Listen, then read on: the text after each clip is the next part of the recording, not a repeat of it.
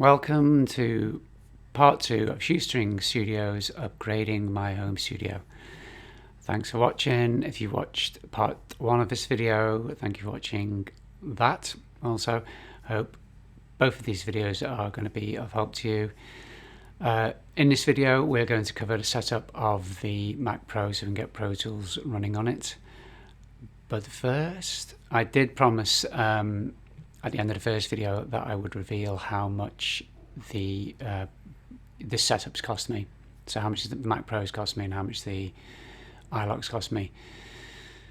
And I was going to put that at the end of the video, but I'm going to decide to put it at the start of this video instead, because this is going to be quite a long and comprehensive video. I want it to be kind of a one-stop shop really for this process, this specific process of getting a second-hand Mac Pro and a second-hand version of Pro Tools for a modest budget and all the things that are required for that. So rather than keep you in suspense and have you skip to the end of the video, here is what I paid. The Mac Pro cost £125 GBP, so that's British pounds sterling, which equates to about $150 currently at the moment, US. The iLok, which is the Pro Tools 10 license on, cost me £150, and that's about $180.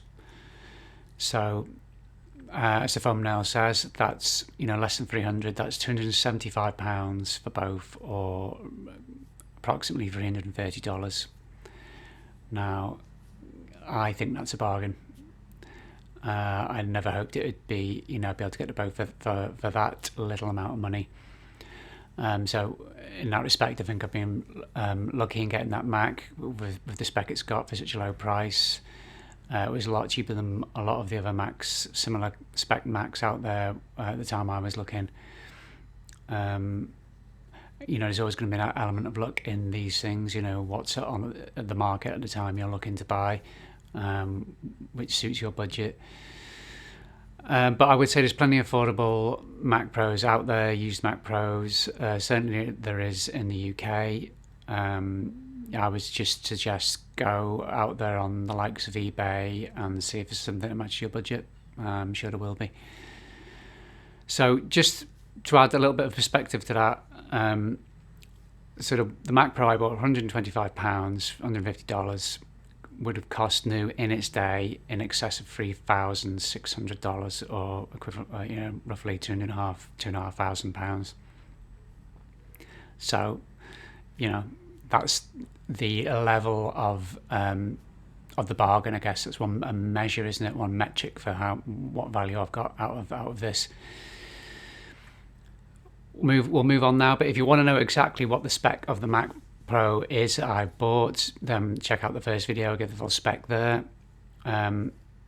So moving along, I did promise I'd show some pictures of my humble home studio at the end of the first video, so I'm going to put some pictures up now. I'm going to give it a little throw up some spec of some of the kit I've got, and I'm going to give a breakdown whilst the pictures are being shown of my home studio. I'm going to give a breakdown of what's in this video. Okay, so that's next.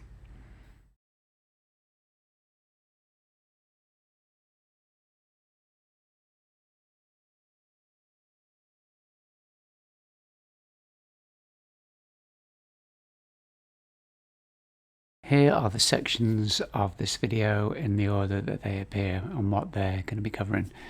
So first we're going to be looking at partitioning the hard drive for the new Mountain Lion installation, finding a full installation package of Mountain Lion online, formatting a USB flash or pen drive so it can be used as an installer, getting the right components onto the USB drive from the downloaded install package so it will run as an installer drive, installing Mountain Lion, installing iLok management software, installing Pro Tools 10, demonstration of Pro Tools working on my system, and then finally my conclusions.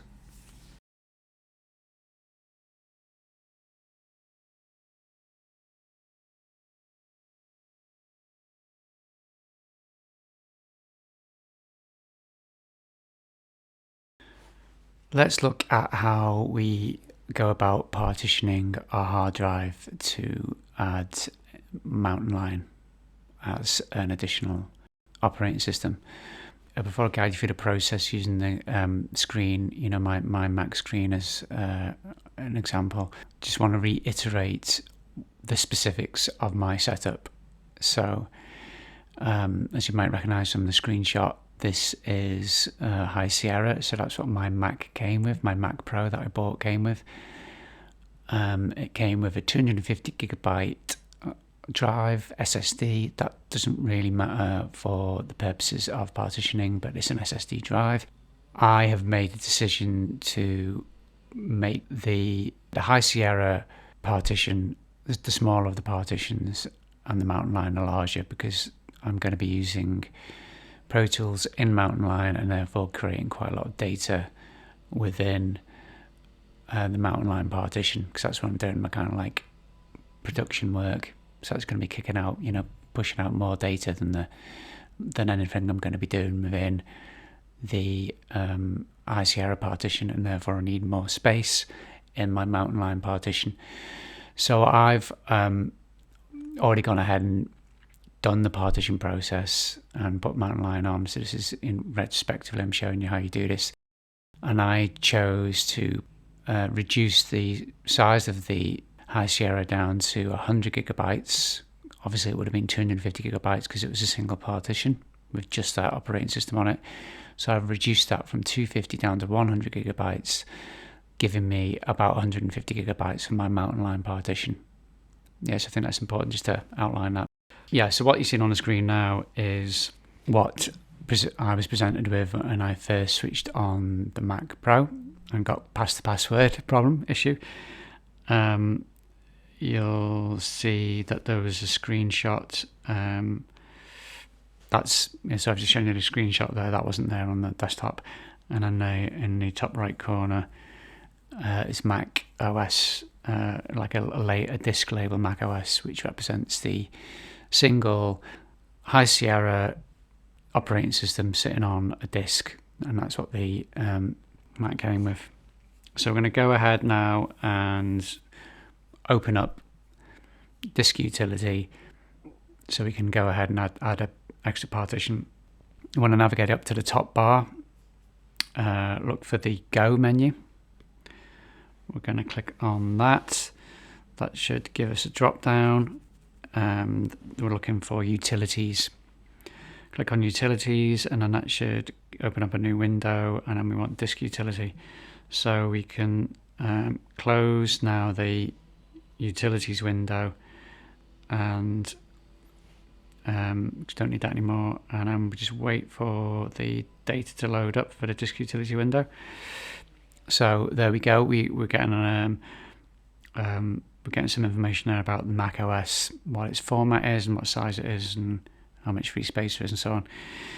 Right, so you'll also notice underneath Mac OS there's like 3 grayed out disks. Now they are partitions of a data disk that I've got connected to my Mac Pro now, which has come from the older Mac, and you've also that's System 1 and data, and I've also got Mountain Lion, which is the partition I created on this Mac Pro on the SSD drive to put Mountain Lion in, because I've already gone ahead and done that. So I've ejected those or unmounted those just for the purposes of this part of the video, because I don't want anything to happen to them. Don't want to accidentally press a button I don't want to press. So they're unmounted. So that's something you can do. That's something you can do when you're going through this process. If you've got extra disks, you can unmount them so you're not going to accidentally kind of partition them or erase them or whatever.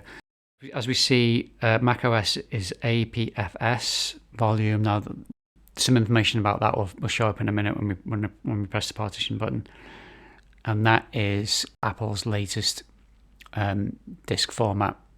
So it's the kind of next format on from OS X extended journal or extended, or that kind of like hierarchy of formats you could have.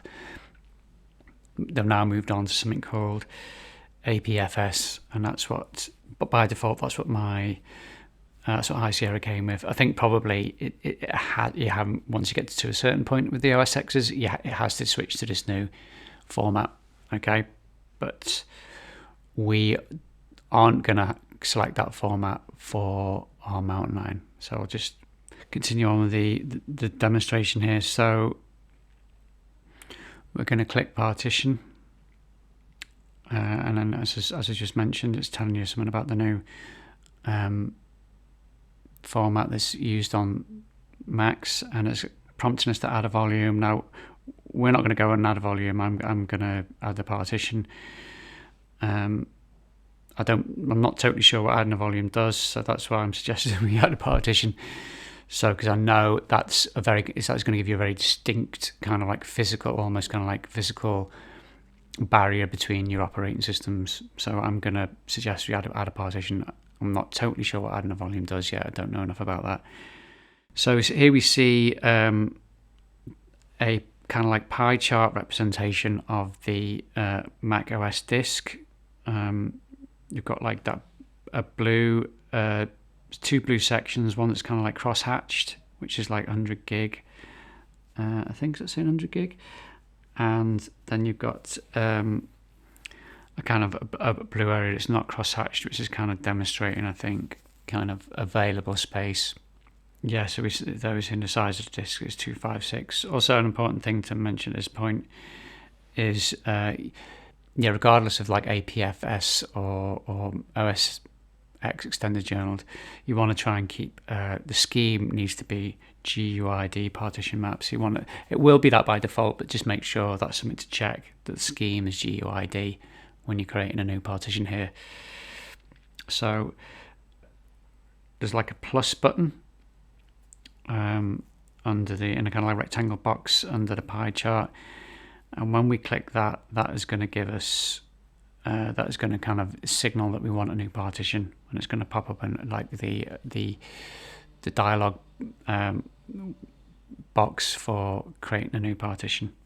So there we go. Click that. Got a plus button there, and it's straight away. It's given us untitled, like a section that's not used. It's kind of saying you can use this, which is 33 gigabytes for a new partition. So we can go ahead and put a name in there, whatever you want. I'm kind of typing in mountain line 2. Obviously I'm not going to go ahead with this process, but I'm putting a mountain line 2 just to demonstrate that's where you'd name it. Now here we see the format is by default APFS, so we don't want that. We want to select Mac OS extended journaled. Now you can leave it as APFS to some extent, so I'm changing it now to Mac OS extended journaled. When we run the mountain line installation, it will reformat it as OS extended journaled, but I think you might as well just do it. Just go ahead and do it as Mac OS extended journaled, because that's what it needs to be to run mountain line. That's the only kind of disk format the mountain line will tolerate, will have. So that's selected, and I guess you would simply click on then apply to apply that process. So yeah, once again, I've already got mountain line on there. So when I went ahead and did this process, you wouldn't have had these 3 partitions. You would have only had the 2, and I would have like moved that circle on the see, like there's a circle at the kind of top right wedge of mountain line 2. I would have moved that round to 100 gigabytes to resize the original Mac OS partition, the High Sierra partition, and that would have left me with the 150 gigabytes for the mountain line partition. If that makes sense, I hope that makes sense. So I'm gonna throw up a video anyway of what I think is a good video of how the partitioning kind of scheme works in disk utility. Bear in mind again, this I'm using High Sierra. Different versions of Mac OS will have different looking kind of like disk utility dialogues, and how it will work, the functionality will be slightly different. But that's essentially what I did. I hope that makes sense. It's kind of retrospective look how I've done it, because I've gone ahead and done it anyway. Once you've gone through that and you've done the press the apply, you should have your original operating system partition, and you should have a new partition for Mountain Lion, which is the size you want it to be.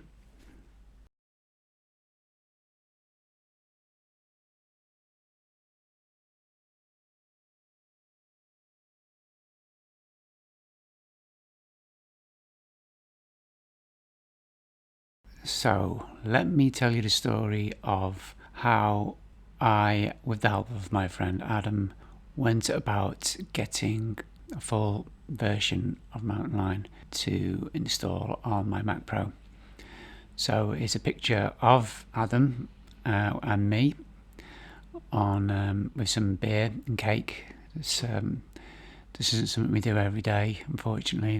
This was a special day, but I think we're all allowed to have special beer and cake days every now and again. Adam, as mentioned in the previous video, has got a lot more experience with Apple devices than me, and working and using the Apple ecosystem, so that gave me a lot of confidence taking the Mac Pro around there to do the installation, and it went without problems, but I'll discuss that in later sections.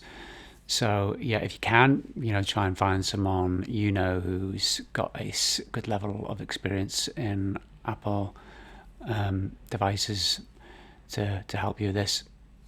So previous to that, we had been chatting about it. Adam was looking for me where he might get a copy. I was doing my own research where he might get a copy, and fairly quickly a link kind of emerged that was like a Apple Store link for Mac OS X Mountain Lion installer, which I'll put the screenshot up here, which looked great. There's no charge attached to it. You don't need to have a Apple account or anything like that. You can just navigate your way straight to this web page.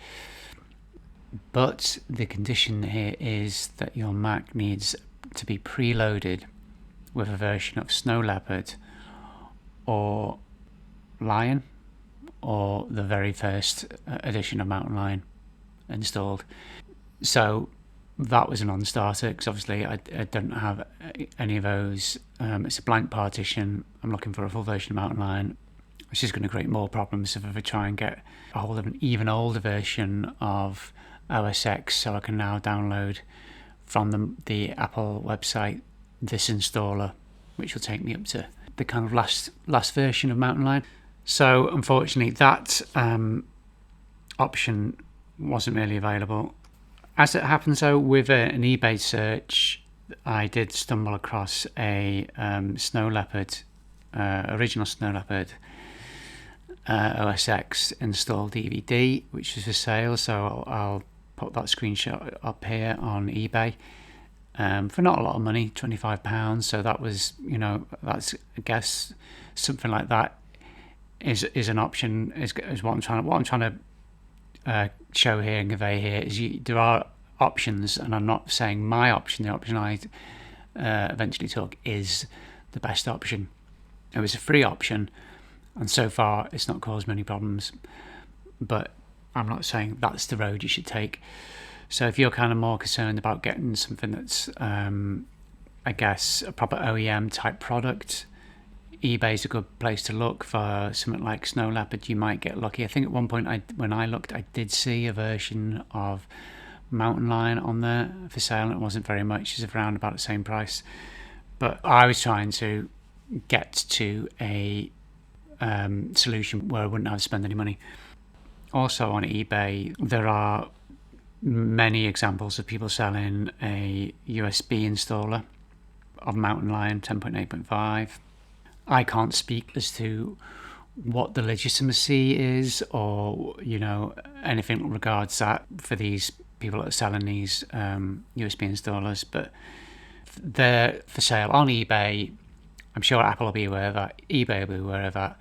So it would appear that because there's more than one people selling them, it would appear that there's, that's not upset the apple cart, as it were, to pardon the pun.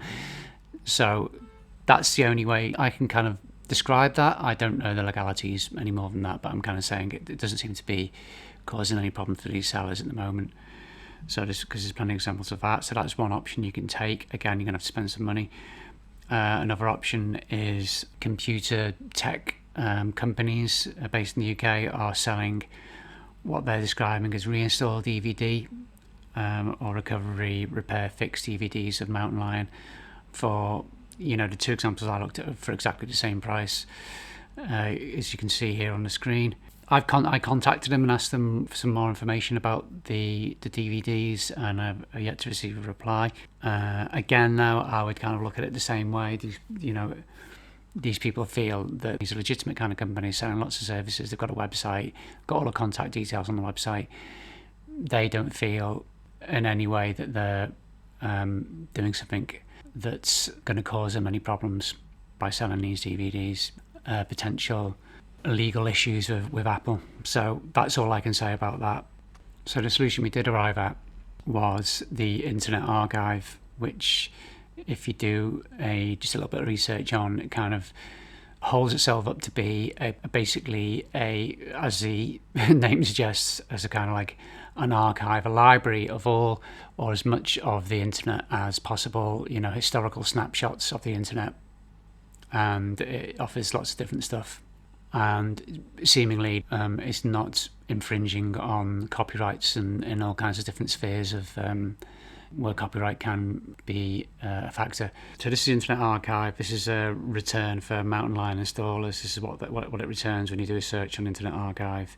And as you see, you've got download options here on the right, and 1, 2, 3, 4, 5 options to kind of click on.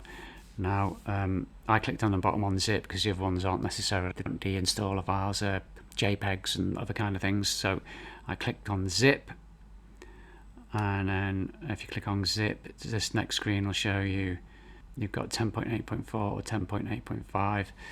So I clicked on the 10.8.5, and that's where I've downloaded it from and installed it.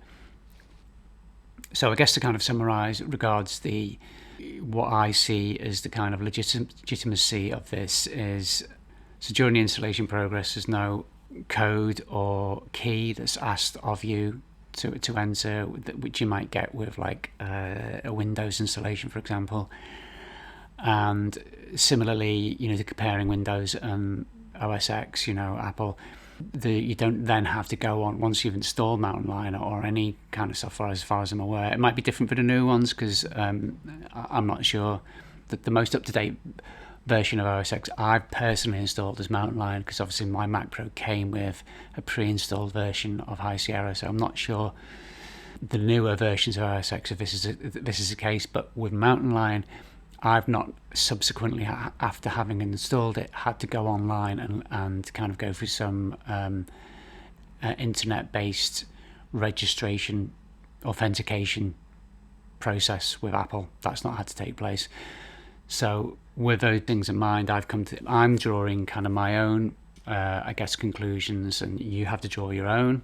I'm not giving out legitimate, advice here regards the legalities of this, but my conclusion is that it's not Apple don't have an issue with people installing legacy software because they're not asking for some kind of authentication code for you to do so.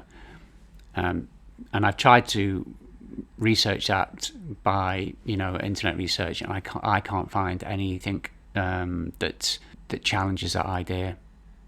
I couldn't find any definitive answer, but I couldn't find anything that challenges the idea. You need some kind of like authentic OEM installation device or code or such, or you can only install software from the Apple website for it to be legitimate and work.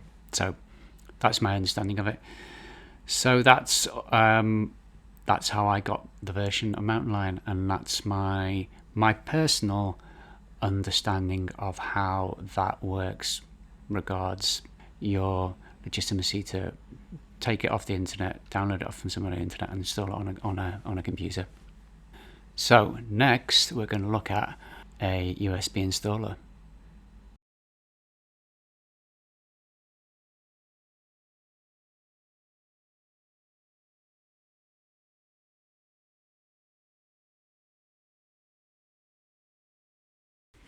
Okay, so let's go ahead and try and format our USB drive, which is going to be the mountain line install drive.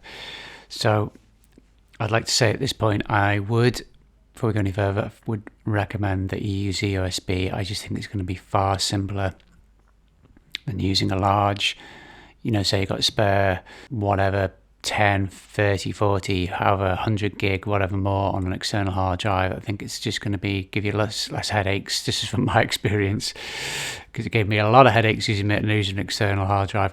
It's going to give you a lot less headaches if you're using just a relatively small USB flash drive that you can either sacrifice or you're going to go out and buy.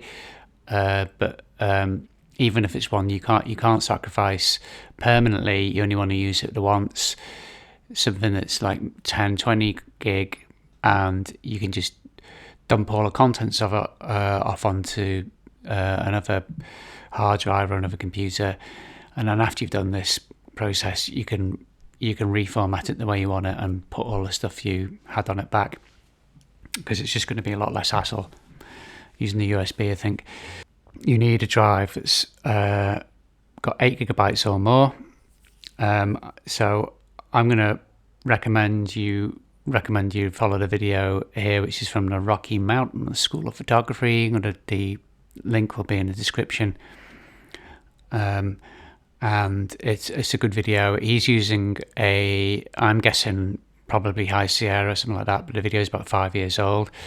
So he's using a version of OS X that's about 5 years old, because the next video, which is actually about how you're getting the contents of the install package onto your USB, is a much older video. Although in that video he goes through how you format your USB, it's a much older version of OS X. So you've got the two options, I guess. You can watch that video, the Professor Adam Wandt video, and he shows you how to format a USB, but it's quite a bit older. So if you've got a newer version of OS X, this video will look be familiar to and like a High Sierra era OS X. So the disk utility, pop up the dialog boxes will look familiar to you. So yeah, follow this video, and it's absolutely key that you do format the USB as extended journal. So this guy in this video is talking about how he's going to format it as MS-DOS FAT, because he wants to use it between Mac and PC. You can't format it as MS-DOS FAT because the install package won't work on that. You have to format it as OS X extended journal. So that's the really key point here. So watch the video, format your USB, and then we'll move on to the next step, which is getting the install package onto the USB.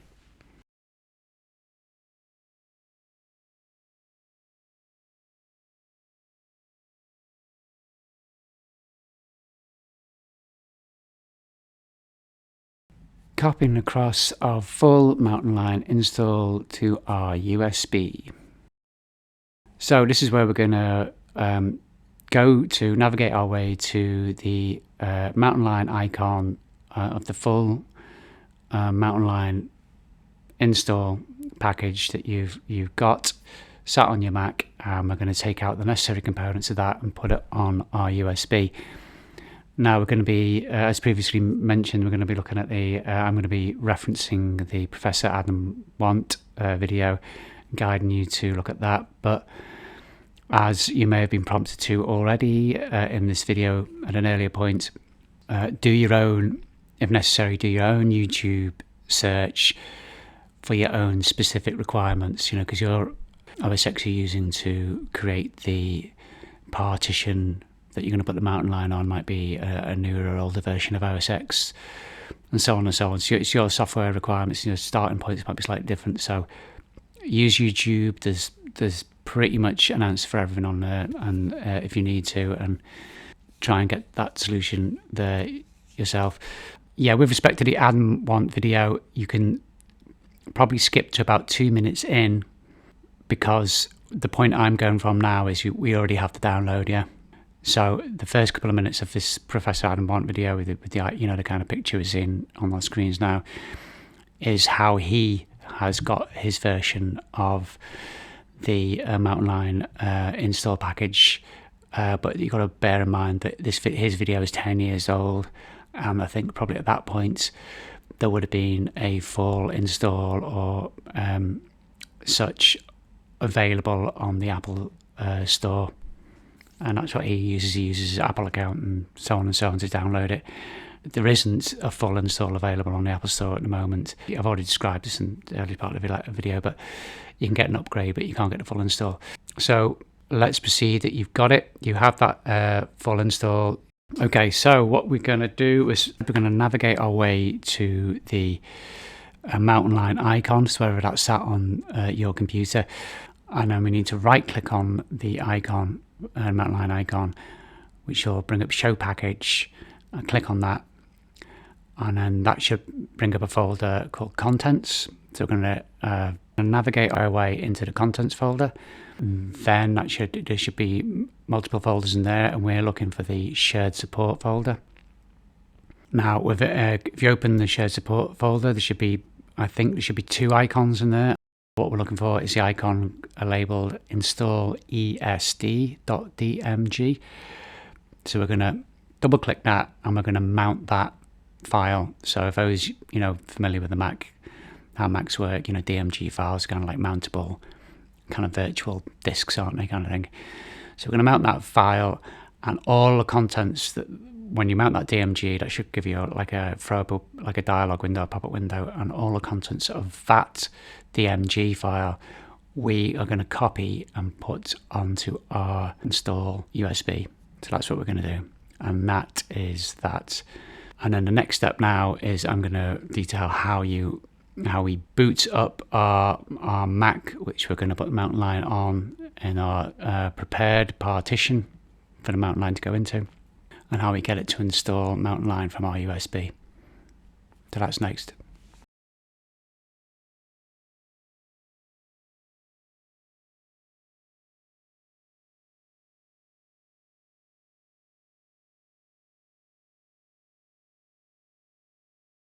Okay, so now we're getting to the really interesting parts, the actual putting Mountain Lion onto our Mac Pro. Okay, so this would work for other Macs too, but specifically, this video is all about a Mac Pro. So we're going to put Mountain Lion onto our partition that we created for Mountain Lion using our specially created USB installer. So we've gone through those steps already.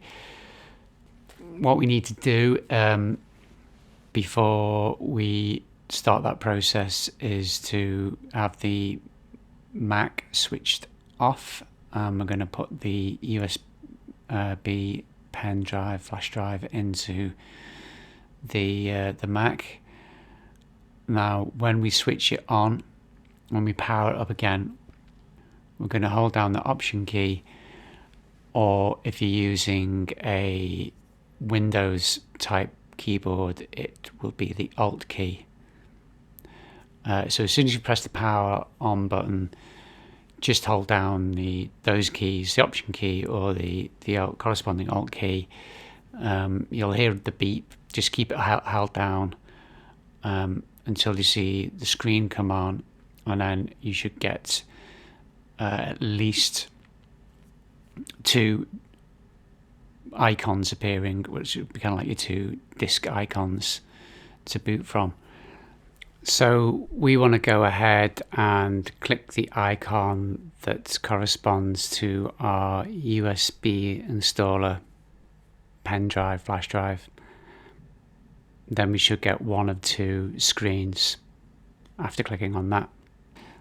Now, depending on exactly how you've done it and how your existing Mac's configured, you might get the OS X utilities window might pop up, which should probably give you about 4 options: store from Time Machine, reinstall OS X, get help online, or disk utility. Now, because we've already created a partition, which we're going to put mount this version of Mountain Lion onto, and we formatted that correctly, we can skip disk utility, because otherwise that's what you would go for, is disk utility, but we're going to skip that, and you should just go for reinstall OS X. Now, you might not get that screen at all. I didn't.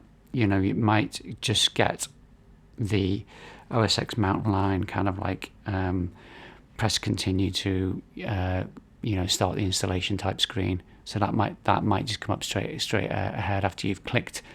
Yeah, so kind of like the two options are going to confront you. Then it's going to ask you. It should ask you. The next window should ask you where you want to install it. Partition that already exists, which is whatever that might be, Mojave, High Sierra, whatever. And the kind of open or blank partition that we're going to put Mountain Lion into, and the name you've given that. Yeah, so it should give you at least those two options. And then obviously you're going to click the Mountain Lion option to the hard disk icon that corresponds to your created Mountain Lion partition. You're going to click on that. Then it's just going to be a case of like agree. You probably get like a window kind of like, here's the license agreement. That'll be a drop down or a new dialog crop up. Click agree, and then it should start, and that'll take you into a whole new dialog, which has got like an X in the background, and then it'll start. You'll see like a progress bar, and then the installation process will start. And that should be that, and it shouldn't take that long. It took my installation about 20 minutes, something like that, 25 minutes. Shouldn't really take that long at all. And at the end of it, it should boot you into the new installation of Mountain Lion. It might ask you a couple of questions along the way about time zone and what your location is and so on and so on. But really, you shouldn't get prompted to do too many things. It should be a very straightforward process. Okay, so that's that. I'm throwing up a couple of screens there along the way that correspond to the various points I was talking about, and I will, in the description, I will link you to a video on YouTube, which I think's a good video for installing Mountain Lion specifically from a USB. Okay, so next we're going to look at getting iLok software on there, and then Pro Tools. Okay, so that's next.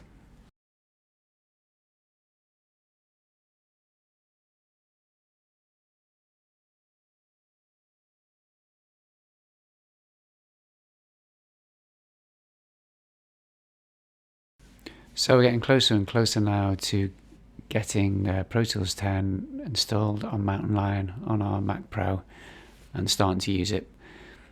But as described before, we first of all need to get the iLok license management software installed into Mountain Lion. So Pro Tools 10 will run, because it won't run without an iLok, and obviously for the iLok to work, you need some kind of software interface for it to work. So we're going to go to iLok.com. And on the welcome page, there's like a pane, a blue color, dark navy blue color pane, which is kind of like the badge logo, whatever. And beneath that, there's a grey pane with a series of links you can click on. Now the writing's quite small, but we're looking for the bottom link in that list of links, which is labelled Legacy Installers. I'm going to click on that. That's going to take us into a new window, and with a list of installers, software which you can put on old computers. So we want the top link, which is labelled Mountain Lion and El Capitan, and you just want to go ahead and click that, download that, and run it on Mountain Lion, install it on Mountain Lion. No, I didn't have any problems with that. It should be a very straightforward process. You might get prompted once or twice to do something. I can't remember. I don't think I did. Obviously, have your iLok inserted into a USB port when you're running the installer. And then that should be it. And then the next step is we're going to go to the Avid website to download Pro Tools 10.3. Let's go ahead and get Pro Tools 10 then. Okay, so as I understand it, 10.3 is the latest version, the most complete up-to-date version that we can use on Mountain Lion. So we're going to go straight to the Avid website and get it directly from them for no cost. So we want to type in avid.com into your browser and click on that. Now when we get to the home page, the kind of like welcome page, we're looking to go to Get Help, which is the kind of last or furthest right kind of menu item on the home page. And then we're going to kind of hover over Get Help, or click on Get Help, and then Get Support. Click on that or hover over it, and then we're going to click to our right on Knowledge Base. Okay, and then once the Knowledge Base window opens up, you get like a search bar, kind of purplish kind of coloured search bar at the top of near the top of that screen, that window, and type in 10.3.1 installer and then enter. Now that should bring up a number of results. All of them look little kind of like a grayed out download kind of I guess Tic Tac looking kind of shape, and we are looking. So you might scroll down a little bit here. The top result won't be exactly what we want, so we have to scroll down, and we're looking for Pro Tools 10.3.1 info and downloads, which is probably like about the 5th or 6th, maybe 7th, I don't know, search result that's returned on that page. So click on that. That takes us to another window, which is going to give you information about 10.3.1 in terms of like what system requirements are, help documents, manual documents, stuff like that.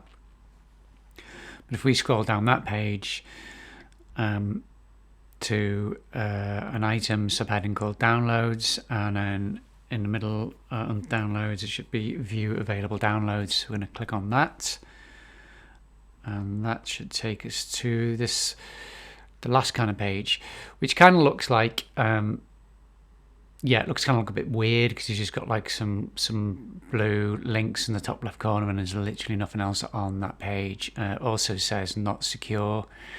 I don't know why it's not secure. We've navigated through the Avid website here to get to this point. Why this bit's not secure, I don't know. Why it looks like the way it looks, I'm not sure. I guess web developers might know. I don't know. But as if we look on the set of links under Downloads in the top left corner, we should see the very bottom link, Pro Tools 10.3.1 installer. So we want to go ahead and download that. Now, I would also suggest, this is something I've only just done myself, but I would also suggest you get the Avid Virtual Instruments 10.3 installer. While you're on this page, you might as well download that, and go ahead and install that after you've got your Pro Tools installed. So obviously you have to install Pro Tools first, and then you go ahead and install the Virtual Instruments package, because that will give you classic virtual instruments that I've had on legacy versions of Pro Tools, like the Grand Piano, Mini Grand, the DB33, drawbar organ, vacuum, just kind of like a synth, and so on and so on. So it's worthwhile getting that. Now that's actually going to be a bigger download. It's a bigger size file than Pro Tools in of itself. But while you're here, might as well get the both. But obviously, key is bottom link, Pro Tools 10.3.1 install on Mac. Click on that and download that. Once that's downloaded, It's a DMG file, so you should be familiar now with how DMG files work on Macs. You just mount that DMG file, and it will take you, prompt you to how to install the Pro Tools software. Obviously, again, before you start that procedure of installing the Pro Tools software, have your iLok inserted, and then it should be again plain sailing. Now, the one thing I did notice when the installation process was occurring for Pro Tools, it recognized that I didn't have a certain codec for QuickTime installed on the Mac.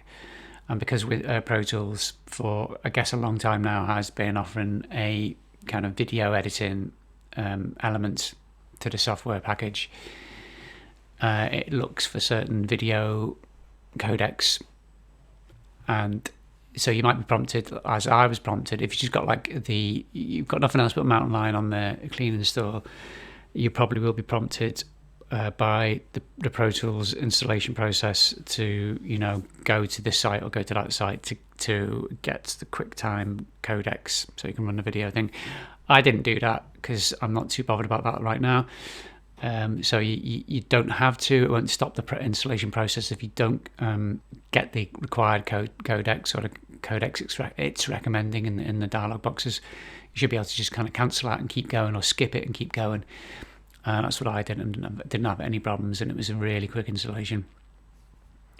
So hopefully that will work for you too.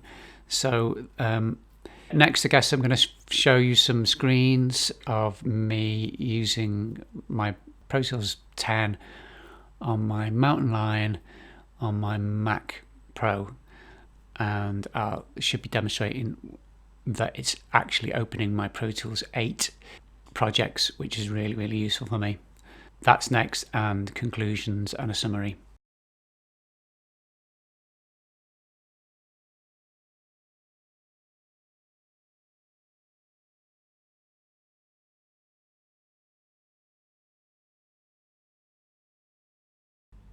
So as you can see here, I've changed my desktop background already to the elephant, which looks rather nice, I think.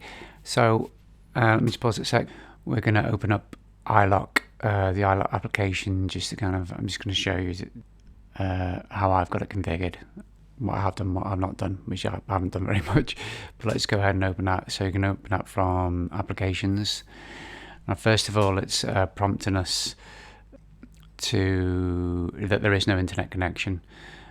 Generally, when I'm running like a music computer, this was the case with my old G5, I don't have it connected to the internet for various different reasons, but I don't have it connected to the internet. I don't want to be bogged down with updates, and don't want to be running it like Pro Tools or any DAW while it might be kind of like, periodically checking for updates for this or for that on the internet. I think that causes issues. So my music computer is not connected to the internet as a rule of thumb. So that's why it's prompted me there's no internet connection, but I'm not worried about that because it's not stopping the iLok from doing its job.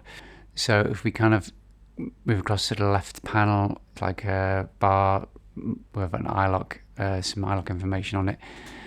And at the top of the screen, so I clicked on show more details, but if we see at the top of the right hand side of the screen now, we'll see product name, a field mark product name, under which is Pro Tools 10. So that's obviously kind of like it's recognizing that these are a license attributed to a product that is Pro Tools 10, which is good. So that's what I want to see. And the screen, the kind of panel under it, which was show more details. So I clicked on that.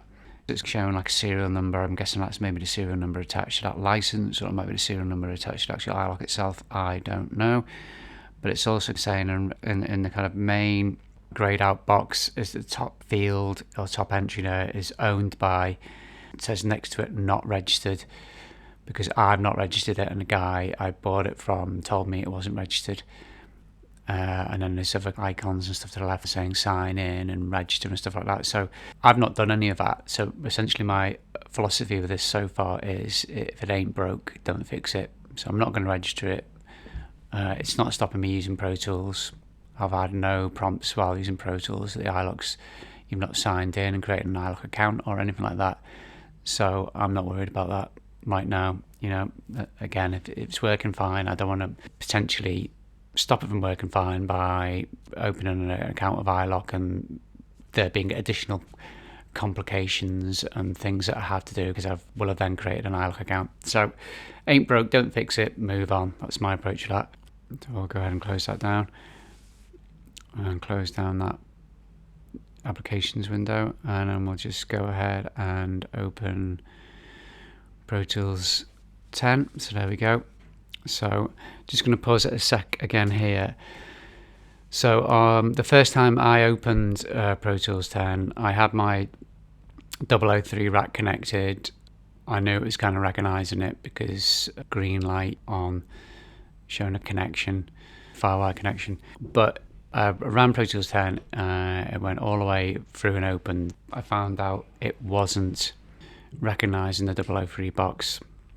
So I had to Google that, what that issue was, and it's simply what you have to do is immediately after you launch in Pro Tools 7 from the icon, is hold down N. You simply just hold down the N key, no other key, just hold down the N key, N for November, and that should automatically kind of trigger it to find your connected sound card, but it will open a dialog box, and if it doesn't find your sound card, it'll probably in a drop down menu you'll be able to select your sound card, and then subsequently all the times you open thereafter, unless you change some settings or what have you, it should automatically recognize your sound card and you won't have that issue again. Before I did that, it was kind of just, it was running off the generic host sound card of the Mac Pro. So that's something to bear in mind. Let's move on again. Okay, so I'm just opening the top PTX file there. Pro Tools files are called now, they're called ptx.ptx. It's a file extension. So I'm just kind of scrolling up and down just to show you it's kind of, I can navigate through it, it's working. You know, the screen looks exactly the same to me as Pro Tools 8. I'm just going to play it. So I've not got any sound, I'm not going to put any sound on this video yet. I'm not going to treat you to that yet, my recordings, but in later videos they'll probably show you some stuff. Right, so I'm trying to attempt to open the mixer here, hit the piano roll instead. So there's the mixer. So as we can see, the kind of we're getting like a VU display on the channel, faders, you know, signaling input. So it's playing, it's working. So I'm just going to go ahead and close that. Not going to save it. And then what I'm going to demonstrate here is I'm going to open a PTF file. So that is the file extension for Pro Tools 8. So as you can see, it opens that straight away, no problem. Just have to expand the window out, and there we go. So I didn't know it was going to do that. That's a real bonus for me. So it's opening my old Pro Tools 8 files, no problem. Not having to do any reconfiguring or anything. So yeah, really happy about that. Just again, there's not much in that track, but let's close that down again. I'm not gonna save it and close down Pro Tools. So the next, I guess, big kind of configuration thing is getting Pro Tools 10 to recognize your I/O mapping, you know, for your, so in my case it's a 003 rack, so it's kind of got 8 inputs, 8 outputs, and SPDIF and so on and so on and so on. But when you first open it, it's not going to have that I/O config or map in it.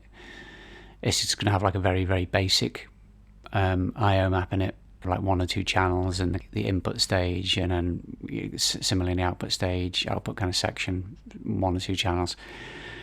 So you can configure it manually, which if you know what you're doing, maybe it's the quickest way to do it.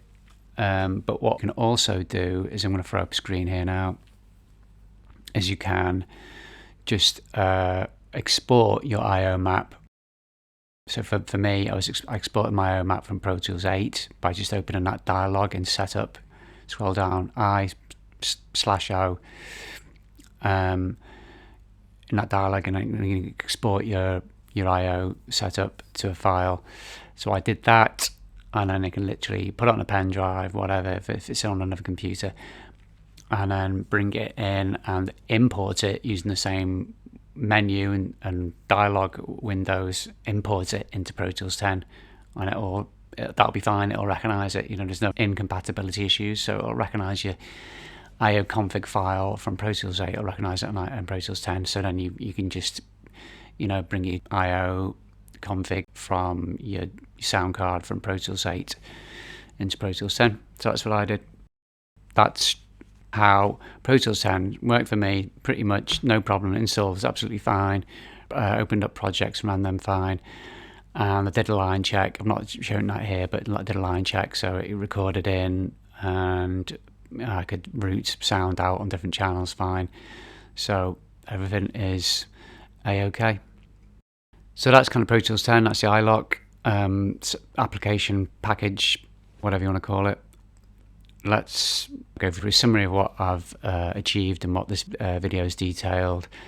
And I'm going to give you some of my conclusions, what I like and what was a challenge and what was not a challenge. Okay, so that's next, conclusions.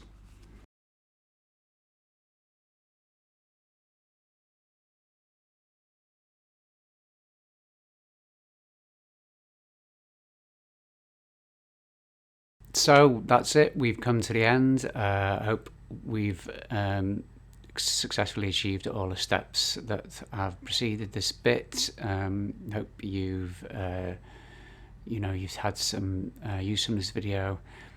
As I said at the start, I hope it to be like a one-stop shop. That's why it's kind of so long and comprehensive. All the links, please check out the description again for all the links for the necessary parts of this video, for the necessary procedures. But let's okay, so let's let me try and conclude. What are my conclusions about what I've achieved this upgrade process for my home studio? So when I set out to upgrade my old G5 Mac out of necessity, I had no expectation I would achieve so much for so little money. That's been the biggest surprise, which has been a positive, obviously. I've got to admit I was a little bit skeptical or cautious about buying the Mac Pro that I did buy for the price, because it was so cheap. But as it was eBay, and there's a certain amount of protection that they offer, plus also having spoken directly to the seller, I didn't think I had much to lose. I was he reassured me. I had quite a lot of confidence in him and how genuine he was, and the Mac was. So for less than £300 sterling, I have a very powerful Mac Pro, which would have cost over £2,000 new in 2010, and I have a legitimate license for Pro Tools 10. Both are working fine. I've been using this new setup for about a month, and I don't have any problems to report. I guess you could say that's early days, but I have no problems using Pro Tools 10 at the moment. So with Pro Tools 10 specifically, what is it I like about using Pro Tools 10? How's the change in from me using Pro Tools 8 to Pro Tools 10? What's that change been like? So as far as I can tell, my experiences, what my experience is telling me is the GUI, so the graphical user interface, just how it looks to you, when you open a program and use it, is pretty much identical to Pro Tools 8. So there's been no learning curve there, really. It's been kind of like a pretty seamless progression from Pro Tools 8 to Pro Tools 10 in terms of the user interface. It opens Pro Tools 8 projects, which is a real bonus for me, because I've got quite a lot of work that I've done on Pro Tools 8, which I still want to be able to access and maybe even repurpose or remix whatever. it's unlocked. So what that means, from Pro Tools 9 onwards, Avid decided to no longer make it a requirement that you buy the dedicated hardware to use Pro Tools. So you don't have to buy DigiDesign hardware such as what I've got, the 003 rack or the MBox Pro or any of those, any of the Avid hardware. You no longer had to buy to be able to use Pro Tools 7, so they unlocked it. So that's good. That gives me kind of more flexibility moving forward. Should my 003 rack fail, or I want to go, my friends use different sound cards, and people are, just for a working environment, that's an advantage. I could go somewhere and use a Motu 828 or an RME Hammerfall, or I know those two cards in particular are supported, but I think there's a whole other growing list of cards that are supported, hardware that's supported now. So that's given me a lot more flexibility and redundancy, you might say. And it also has an MP3 coder as standard in it, so you can export as MP3 from a project, and you can import MP3 directly into a project, which Pro Tools 8 didn't have, which for the main part wasn't a problem, but sometimes that really does create a problem. It makes things just much more tricky, and you have to go for have to use other software and go for other processes to achieve what you want to achieve. Negatives, so excuse me. So negatives, so I'm trying to think of some negatives about the whole process of buying the kit and setting it up and configuring it. And there's not really a lot that springs to mind. It was pretty straightforward. Everything that needed to happen happened without a problem. I would say, I guess in terms of just time and effort, working out all the configuration and compatibility issues before buying, did take a bit of, mental headspace. I had to, concentrate on that, making sure that if I bought this generation of Mac, what's the operating system I can run on that? Or how does that operating system then tally with what version of Pro Tools I can get, so on and so on, and making sure you can still get those legacy versions of the OS X and Pro Tools, and so basically all the steps that have kind of gone, some of the steps that have gone into this video, I had to make sure that there was a solution for them. So that took a little bit of time. Maybe it's a little bit of a headache, but I don't really think so. Regards to Mac Pro specifically, the SSD drive is attached to the side of the kind of mid-level fan. You've got several fans within a Mac Pro, and there's like a fan at kind of like the mid-level, and there's the seller placed the SSD using some kind of double-sided adhesive strip onto the side of the fan casing. I mean, SSDs carry no weight, you see, and as you know, as you probably know or may not know, but they're very compact and don't really carry much weight. Probably weigh as much as a smartphone, maybe less. So you can attach to the side of the fan casing, and then just got a flying lead from the back of the SSD to the port, one of the disk ports, SATA disk ports.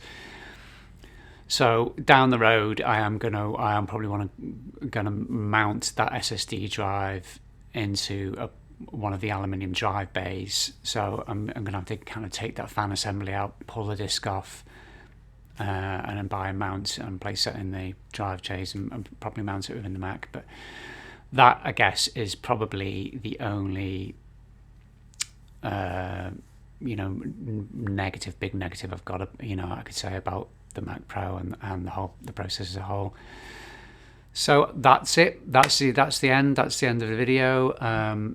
Please like if it's been of help to you. Consider subscribing. I do hope to be putting out some further videos. I'm probably going to put a video out soon about what equipment I'm using to produce these videos and how I've done that without having to spend any money. So I've just utilize stuff that I've got in the home and already. I also want to be looking at maybe some Mac Pro improvements, and then I want to start looking at actually producing techniques and tips on Pro Tools 10 without having to use plugins or using other software. Just what you got in Pro Tools 10 and what you can use to enhance your mixes with just a little bit of knowledge and experience. Okay, so stay tuned. Thanks for watching again. See you soon.